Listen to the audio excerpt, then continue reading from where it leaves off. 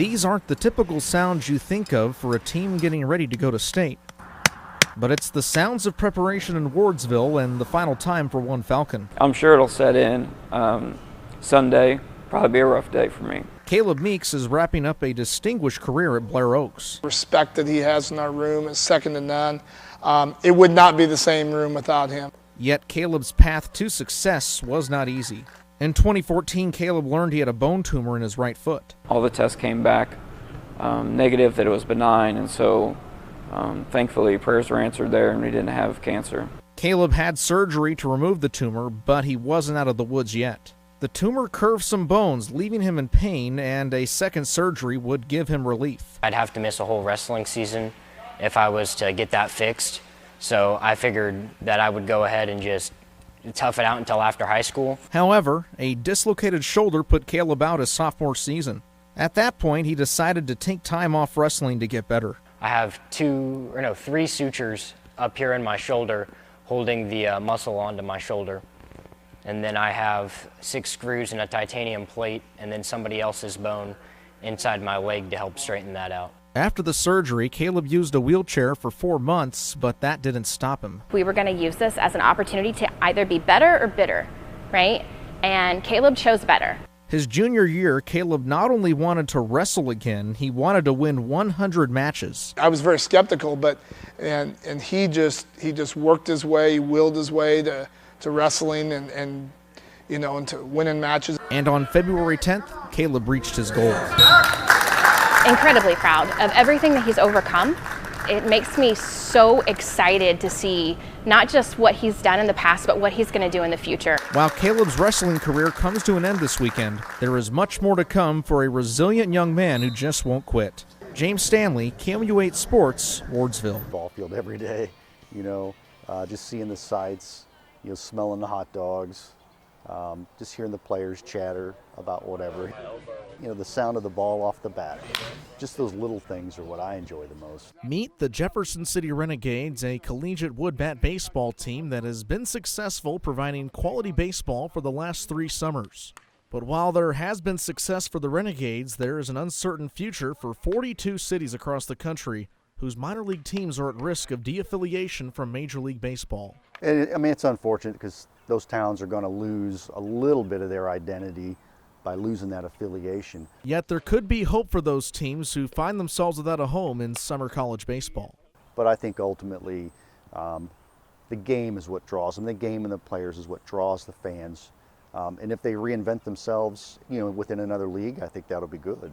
The Renegades play in the Mink League. MINK is an acronym that stands for Missouri, Iowa, Nebraska, and Kansas. League Vice President Steve Dollard says, much like the minors, the Mink gives fans who live far from a city with the team in the majors a connection to America's national pastime. Providing great entertainment, chance for the youth of the community to come out and see high quality baseball in a given evening without having to drive several hours to go see major league games. Dollard hopes his ability to bring baseball to mid-Missouri outlasts his life and continues on with the second generation. And to find ways that that you're good at giving back to your community, but not only that, but to have a passion project that I like to go in and that can be there long past when I'm gone, my kids can enjoy, my family can have a nice night out. One thing is for certain, the Renegades have entrenched themselves in its mid-Missouri community. And if baseball went away, like it could in 42 communities across the country, there'd be a lot of heavy hearts off Missouri Boulevard. James Stanley, KMU8 News, Jefferson City. It's senior day at Jason Gym, as the Blue Tigers bid farewell to 4 of their upperclassmen as they welcome in the Fort Hays State Tigers as they will play for the final time here at Jason Gym on this Saturday afternoon. Hello and welcome courtside here in Jefferson City. My name is James Stanley. Alongside me, my broadcast partner, Cam Thomas. The Blue Tigers coming off a win over one of the top 5 teams in the MIAA, and now they'll look to solidify their spot into the tournament as there's only 5 games left. Look, Thursday night was not a pretty one for the Blue Tigers. A lot of defensive mistakes offensively, didn't necessarily get into the groove they wanted to from the jump.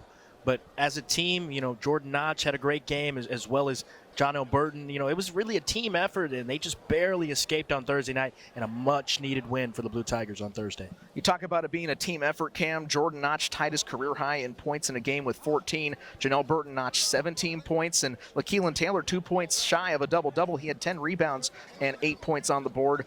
Was a pretty good effort, although Lincoln did give up a few big runs to Nebraska Kearney. They made things interesting, not only at the end of the first half, but at the end of the game. Right. Well, they played into what University of Nebraska Kearney wanted them to, and that was the Lopers' experience. They knew that they have a senior-laden group, a group that's been together for a long time, and a group that if they get to the end of a contest, they can will themselves to victory based upon their experience. The Blue Tigers, they're still working with a new group that's only been together for this season alone, and I know that that's the story for most teams every single year, but particularly with this Blue Tiger team, you lost a lot of experience last year. So this year, it's really been trying to figure out how they mesh, and it worked on Thursday. Let's see if they can do it tonight. Talk about some of these 5 seniors for Lincoln. There are 3 big players for the Blue Tigers that will be playing their final game here this afternoon in Marcel Burton, LaKeelan Taylor, and Janelle Burton. Not to mention DJ Ward, who's provided some great spark off the bench. But could be an emotional game for them as they're trying to close out the season on a high note and solidify their spot middle of the pack in the conference. Yeah, I mean, the 4 seniors on this team are guys that, have put a lot into this program, even thinking about Marcel this year, just joining the program this year. This is a program that, is built on the senior leadership and something that's very important to Coach John Mosley. So these 4 guys are going to enjoy this moment tonight and hopefully continue to use the tools that they've learned in Lincoln to help them further their lives and their careers. As we take a look at the conference standings, the Blue Tigers come in 6-8 in the MIAA, 9-14 overall, coming off that win on Thursday night. And of course, in the rest of the pack, it's Northwest Missouri State leading the way, 13-1 in conference and just 1 loss on the entire season. And as the rest of the standings, start to shake out, Pittsburgh State trying to hang around, but they got 3 games against Northwest Missouri State to close out the season. For Lincoln, what could it be here tonight with this Fort Hays State team on the edge of looking from the outside in? Yeah, I think Lincoln could definitely give them a punch to the gut tonight in gaining a victory and improving their standing. But I think the biggest thing is take care of your own business, controlling your own destiny, and that's winning every single game that you possibly can, not necessarily worrying about the standings of everything else and everyone else. We will go ahead and send it to break here as the Blue Tigers are getting set on Senior Day against Fort Hays State. Bottom half of inning number 1, and the Kenosha Kingfish will come up to head. Here's their starting lineup. Mitchell Boobin, the second baseman from UW-Milwaukee, will lead things off. In center field from St. Joseph's, Brendan Hewitt batting second. Batting third, Mike Jarvis, the left fielder from San Diego State. Also from UW-Milwaukee, Zach Nagalski in right field as he cleans up. Connor Bang, the first baseman from New Mexico, bats fifth, with Ethan Owens, the Drury Panther, batting sixth at third base. Jake Cosgrove, the Anteater from UC Irvine, at shortstop, bats seventh, while R.J. Pearson, the designated hitter, transferring to Central Arkansas from Oral Roberts, bats eighth, and Drew Dyer, the catcher from Chicago State, batting ninth. And for the Rafters, left field Gallison, center field Schieckhofer, right field it's Downey, Thigpen at third base, Trujillo at shortstop, Huggins at second, Tovalin at first, and Jake Dunham catching for Matt Osterberg. Dunham the difference maker so far. He put Wisconsin Rapids up 1-0 on top of Kenosha in the first inning, but now it's out to Matt Osterberg in his 10th start of the season. A 6-2 record for him, was part of the All-Star team and pitched 2/3 of an inning with them.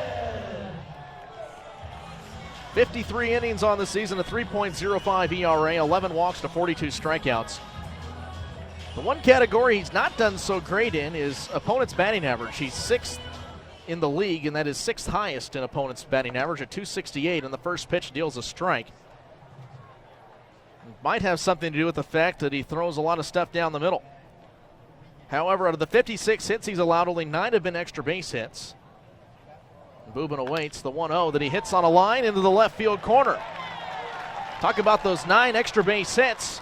All 9 of them doubles, and here's double number 10, a leadoff extra base knock for Mitchell Boobin.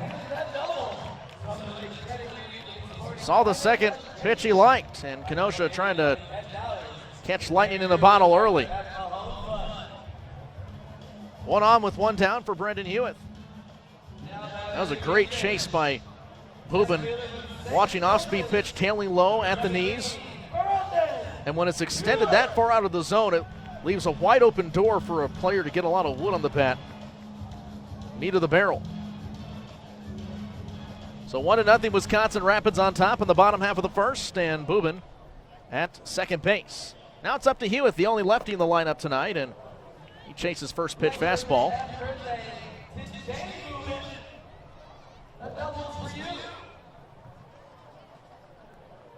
Hewitt went 3 for 4 yesterday for Kenosha. The double, a run, a sacrifice bunt, and a stolen base.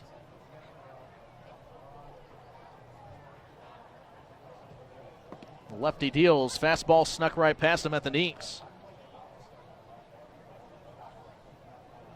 Hewitt has struck out the most times against the Rafters in the series. In the first 2 games, struck out 4 times. Only 1 hit and 7 at-bats. Boobin, meanwhile, also 1 for 7, but his 2 hits have been for extra bases. And the 0-2 is chopped up the middle. Hewitt might be able to beat this one out. It's fielded by Trujillo, throws on to first and out. And Jeremy Jakubowski is already out to talk with Bryce Patrick about the call. He didn't like it. We'll take another look here. High chopper off the mound, and as a lefty out of the box, has a couple extra milliseconds to get down the line. That was a great grab by Trujillo. Throws off balance. And now Duffy Dyer is out. Jeremy Jakubowski was the first wave in, and Duffy Dyer wants to have a word with Bryce Patrick. Especially taking a second look at it. Well, it's awfully close play. Mitchell Boobin does range down to third base. Not sure if he's even going to ask if they can review things with the other 2 members of the crew. You see Patrick there, he's watching it all the way. That's a good look at it.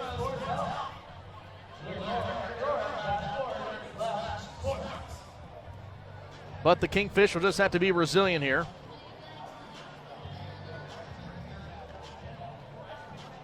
That was crazy range by Trujillo to even come down with that baseball.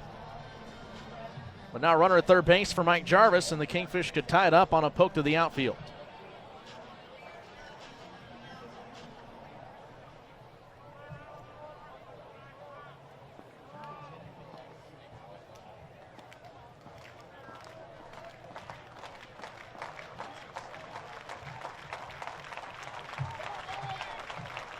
Lefty-righty matchup, and the first pitch, a strike. Catches the outer third of the zone. Jarvis, an offensive juggernaut for Kenosha, batting .306. The .386 on base percentage leads the team in both categories and leads the team in hits with 55, but Ethan Owens close behind him. And takes a fastball that'll miss low. Dunham tried to frame it, but not good enough for Carl Jasicki. Jarvis has the highest OPS on the team at .880, highest slugging percentage at .494, 17 doubles and 5 home runs. Watches 1-1, curveball, rips it down into left field, enough to bring home Boobin, and now Gallison will drop the ball. Gets a good throw back into the infield, and an RBI single for Mike Jarvis, and the game is tied.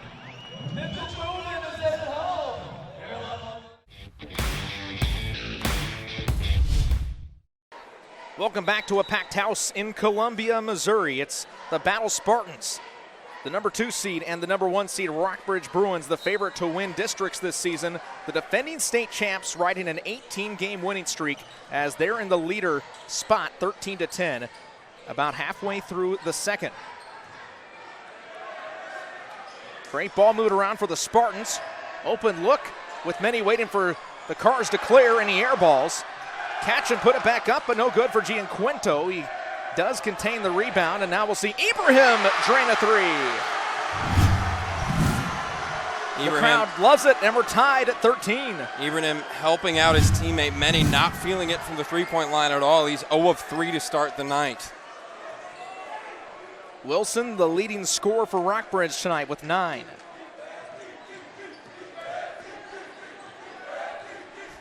Spartans show man-to-man. And the Bruins have led by as many as 5. But a couple of threes for Battle, and they're right back in it. Sykes in and out. Now he wants to make his move off the pick and roll. Creates some space. He goes left post, but he's knocked by the bottom of the baseline, and it's out of bounds off Deneke. Sykes had a wide open Dircher on the right wing. Only if he could have found him would have been a wide open look for 3.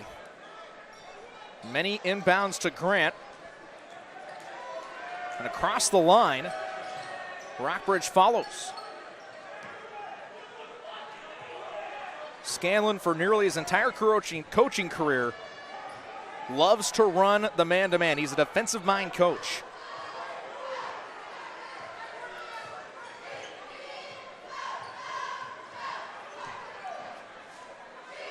What they say, great defense leads to great offense. There's a reason why he's in the Missouri Basketball Coaches Association Hall of Fame. High off the right glass, with Marcus Grant trying to save it out of bounds, but he touched it last, and now it's Rockbridge ball. Excuse me, James, but Rockbridge switched to a zone defense right there. Got a wide open look for 3, did Battle. And if Rockbridge stays in that zone, Battle's going to get those open looks.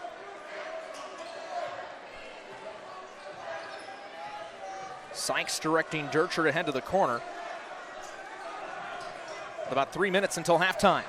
Tied at 13.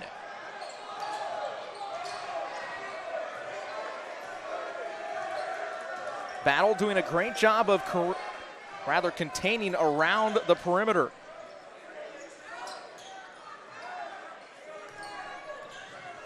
Just waiting for the right shot as they need an open look. Wilson will start back up with Bowers. Surveys his options, holds on to it just a little bit long, now he puts it on the deck. And around comes Sykes. Clear to the cup, left hand, it's good, and he's going back to the free throw line. His first bucket of the night, and he's been at the free throw line quite a few times this season. In that possession, there was a ton of off-ball movement, and that really put the Battle defense on edge a little bit, focusing on the off-ball movement. Sykes just took it himself to the rim, and it was really wide open. The Spartans have yet to lead tonight. It's been Rockbridge in the driver's seat, now back to a three-point game. Three-point play for Sykes, and a rare mistake for Marcus Grant. And that's all on Marcus Grant. Got to make sure the guy you're passing to is watching, because that was not even a necessary pass. Could have just dribbled that across the timeline. And we've yet to see it tonight, but last time out, Marcus Grant and Isaiah Johnson were just on the same page defensively in the quarter, and either make that in the semifinal round. As the Spartans took down Jefferson City, but here's a look to the left cup, and it's out of bounds. Last off of Bruin, the Battle faithful wanted to call their way. Yeah, I agree with those fans from Battle. It looked like it was off of Sykes, but Sykes will inbound this one for Rockbridge. But it was a close game for Battle in Jefferson City last night. Battle really did not separate themselves until the fourth quarter. They won 75-61 to get to the championship. And the first ever meeting between the Bruins and the Spartans in the District 9 championship, as Jim Scanlon barks out some orders. Some aggression there from Sykes back to the bench. Not sure he really understood what was happening right there. Crosses over, nearly lost it, it is picked away. Gianquinto full speed ahead, and it's 2 more.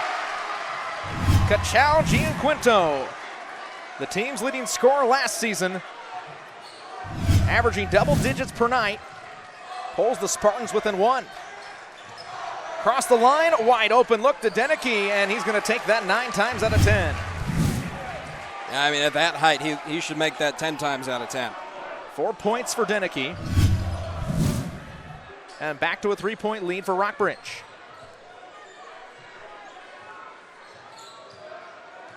Rockbridge back in the zone here. And that's a rare look for Jim Scanlon's crew. They've been playing the man-to-man almost all season. Here's a tip low.